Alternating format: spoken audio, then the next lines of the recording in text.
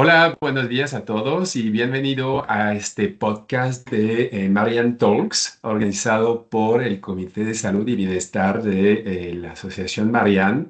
Hoy estamos recibiendo a Vanessa García Montes, que es médica, experta en oncología y también dedicada a la parte de especialidad de tumores de genitourinarias. Bueno. Vanessa, primero, muchas gracias por participar y estar con nosotros para esta sesión de concientización sobre cáncer de próstata. A ver si te presentas un poquito y más también nos explica lo que es esta especialidad de tumores de genitourinarias para ubicar a nuestro auditorio.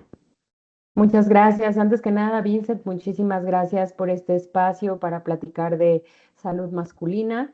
Y pues bueno, sí, mi área de especialidad es oncología médica. Nosotros nos dedicamos al prevención, diagnóstico y tratamiento de enfermedades oncológicas y tengo un especial interés por tumores genitourinarios, que bueno, prácticamente esto se trata de enfermedades oncológicas que se originan en el aparato genitourinario, ya sea de hombres y mujeres. Básicamente son tumores que pueden ser en el riñón, en la vejiga y especialmente en los hombres cáncer de próstata.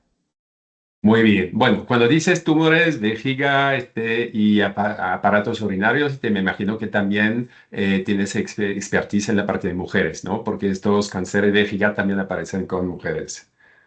Así es, tanto cáncer de vejiga como cáncer renal, pues también pueden ser enfermedades en el género femenino. Y pues bueno, ya toda la parte también de tumores prostáticos, pues ya enfocado obviamente en la salud masculina. Perfecto. Hoy nos toca cáncer de próstata. Acabamos de cerrar el mes de noviembre, que clásicamente ahora a nivel internacional se habla de Movember, justamente para generar más concientización y conocimiento sobre el cáncer de próstata y su prevención. Este cáncer de próstata, a ver si nos hablas un poco más de su prevalencia, es decir, de si son muchos casos, en particular en México, en el mundo. ¿Por qué? Porque se creó que así todo un mes de discusión y concientización sobre este cáncer. Sí, creo que es muy importante, pues primero entender qué es el cáncer de próstata y por qué es tan frecuente, ¿no? En general, nosotros podemos hablar de cáncer cuando hay un crecimiento descontrolado de las células de algún órgano de nuestro cuerpo. En este punto específico del cual estamos hablando hoy, que es cáncer de próstata, pues es ese crecimiento descontrolado de las células que se originan en la glándula prostática, ¿no? Esa glándula que se encuentra debajo de la vejiga en los hombres y que se encarga de producir parte del líquido seminal. Es muy importante también entender por qué es tan frecuente. Muchas veces los pacientes o las familias nos dicen, es que tenemos ya gente muy cercana que está siendo diagnosticada con cáncer de próstata. Y bueno, hay que entender que hay varios motivos por el cual el cáncer de próstata es tan frecuente. Esto va a estar ligado a la edad, es una enfermedad que sí está ligada a la edad, también está ligada a la historia familiar o a los antecedentes familiares, y esto hace que se vuelva una enfermedad común prácticamente más hacia los hombres mayores de 60 años. Es cierto también que hemos avanzado mucho en cuanto a algunas herramientas y estrategias para identificar esta enfermedad de forma más temprana, con un diagnóstico más oportuno. Y esto es gracias pues a esta campaña y esta pues concientización de hablar sobre el tema más abiertamente, de podernos acercar a nuestros médicos para que nos realicen algunos estudios, ¿no? Y esto hace que detectemos también de forma más temprana la enfermedad y obviamente tengamos pues el diagnóstico de más casos. En México, para que se den una idea, pues el cáncer de próstata es la primera causa de cáncer en los hombres y pues llega a haber más de 25,000 casos nuevos al año. Esta es una especial preocupación que tenemos en México porque desafortunadamente todavía el 70% de los casos en México, a diferencia de países de primer mundo, sigue siendo diagnosticado en etapas avanzadas de la enfermedad. Esto dificulta obviamente el tratamiento y las posibilidades de lograr curación, y esto todavía en México se debe a que los hombres tienen esta falta de revisión periódica, a que se esperan a tener síntomas para poder pues identificar algún problema de salud, y a que no se atienden, y por ello pues es que creo que vale mucho la pena hablar de prevención, Vincent. Entiendo muy bien. Esto nos lleva justamente a tocar de estos mitos, ¿no? Asociado a lo que es el cáncer de próstata. Ya lo mencionaste, muchos hombres no van a hacer un diagnóstico y esto empieza por justamente ser un tema de fondo sobre cómo se hace este diagnóstico, cuál va a ser el método. Así que, ¿qué nos puede decir de los mitos que están asociados justamente a este cáncer de próstata? Efectivamente, todavía en cáncer y específicamente en salud masculina, en cáncer de próstata, seguimos teniendo muchos mitos. A diferencia de las mujeres que han logrado hablar fuerte y claro del cáncer de mama, perdón, y que en octubre, ¿no? Vemos que esta campaña de concientización donde toda la ciudad y todo el país y el mundo se vuelve rosa. Hemos intentado también hacer lo mismo con los hombres. Es un poco más complejo porque a los hombres les cuesta un poco más de trabajo hablar esta parte de salud masculina. Y sí hay muchos mitos. Uno de los mitos es acerca de estas pruebas que bien comentas, Vincent, ¿no? Los hombres piensan que el mito es que a todos se les va a realizar este tacto rectal, que es obligatorio. Y la realidad es que no, la detección temprana y esta prevención de la enfermedad puede incluir algo tan básico y sencillo como es el antígeno prostático, ¿no? Es un estudio que pues probablemente lo podamos hacer de una forma muy sencilla a través de una muestra de sangre, y sí se puede usar como un estudio único y dejar el tacto rectal solamente para algunos casos. Hay algunos otros mitos también, que esta enfermedad se da solamente en hombres mayores. Eso también es falso. La realidad es que puede haber una mayor presentación de la enfermedad a partir de los 60 años, pero la detección oportuna debe de empezar antes, y esto va a estar relacionado a estos antecedentes familiares que les comentaba. Si hay antecedentes en la familia de esa persona de cáncer de próstata, esta detección oportuna deberá empezar antes, generalmente a partir de los 40 años. Si no se tiene un antecedente familiar, esta detección oportuna puede empezarse a partir de los 45 años. Esto con la finalidad de entender que no solo es una enfermedad de gente mayor de 60 años y que puede haber enfermedad antes de esa edad. Entonces, empezar a cuidarnos antes nos ayuda a poder detectar la enfermedad de una forma más temprana. Y algunos otros mitos importantes también son que si no hay síntomas, no hay enfermedad, ¿no? ¿Para qué voy a ir al médico si yo estoy bien, yo no tengo ningún síntoma? Y ojo, también el cáncer de próstata puede presentarse sin síntomas, sobre todo en las etapas iniciales de la enfermedad, que es donde nosotros queremos encontrar a los pacientes. El cáncer puede localizarse en la parte externa de la próstata, y eso hace que los pacientes no tengan síntomas, pero también hay que borrar esa idea de que si estoy bien, no tengo por qué ir al médico. Y por último, creo que otro de los mitos es que el cáncer de próstata siempre afecta la sexualidad, y eso es algo que va a depender de la etapa de la enfermedad y del tratamiento que se le otorgue al paciente de acuerdo a esa etapa de la enfermedad en el que está siendo diagnosticado. No siempre vamos a tener problemas de la salud sexual, pero si los hay, creo que también es una oportunidad para hablar con el médico claramente de esto, expresar las dificultades que se está teniendo, para obviamente explorar las opciones que hay de tratamiento y de apoyo. Creo que esos son los principales mitos a los cuales nos seguimos enfrentando todavía. Oye, esto significa que cuando atienden a un paciente, bueno, hemos dicho primera etapa, puede ser una detección por muestra de sangre, que esto es lo más, más fácil de organizar y rápido en términos de primera alerta. Una vez que este paciente está diagnosticado con un número de anticuerpo un poco alto. ¿Cuál es el siguiente etapa para esta paciente? ¿Dónde se tiene que dirigir? ¿A su médico general o de una vez a un urólogo o un oncólogo? Hay muchas especialidades. A ver cómo nos ayudas a ubicar un poco dónde se tiene que ir este paciente.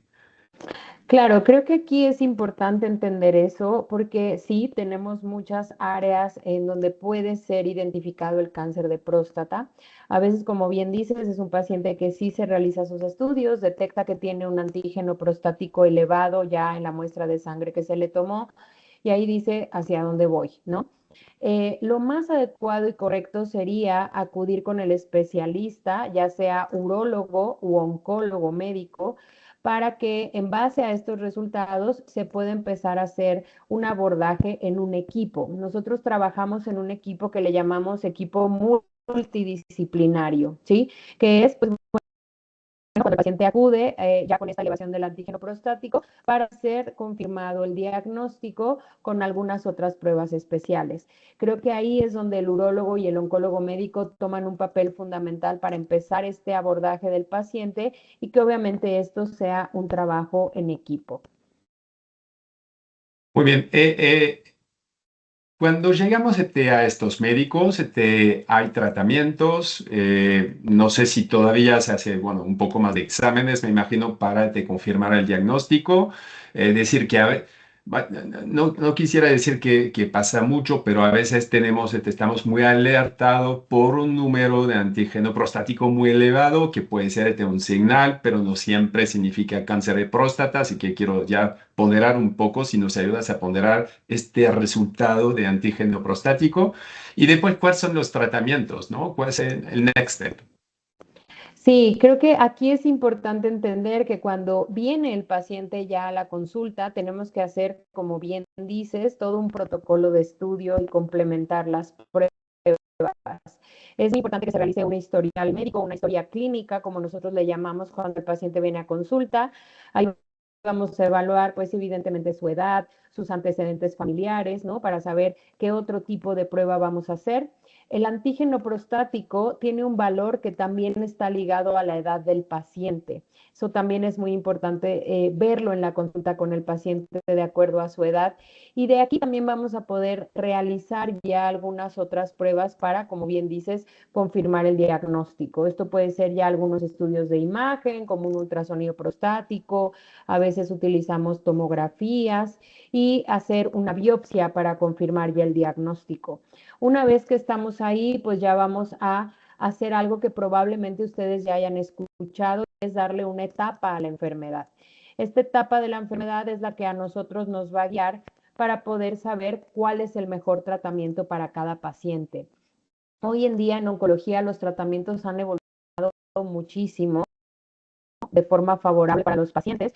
Intentamos hacer pruebas menos invasivas cada vez más y estos tratamientos sí van a estar diseñados de acuerdo al paciente, a sus características y obviamente también a la etapa de la enfermedad.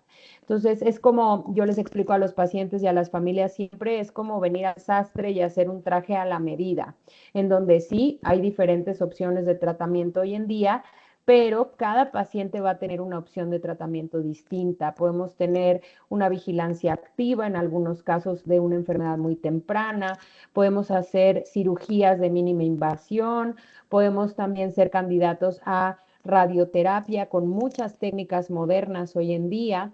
Hay también tratamientos hormonales, que esos ya nos encargamos generalmente tanto los oncólogos médicos como algunas otras opciones de tratamientos oncológicos que les llamamos terapias dirigidas, no solamente quimioterapia, sino que hay varias opciones de tratamiento oncológico y eso va a hacer que nosotros diseñemos un tratamiento a la medida de las condiciones del paciente, de su enfermedad y esto nos da más posibilidades de éxito en los resultados. ¿Estos tratamientos son de a vida o algunos están justamente por un periodo y después se paran y vemos la evolución? ¿Cómo lo vamos a tratar a este paciente?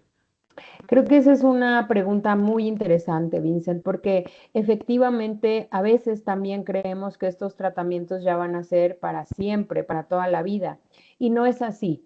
Hoy en oncología también tratamos de enfocarnos mucho a la calidad de vida que tengan los pacientes, obviamente también a manejar los efectos secundarios de los medicamentos, eso es una realidad.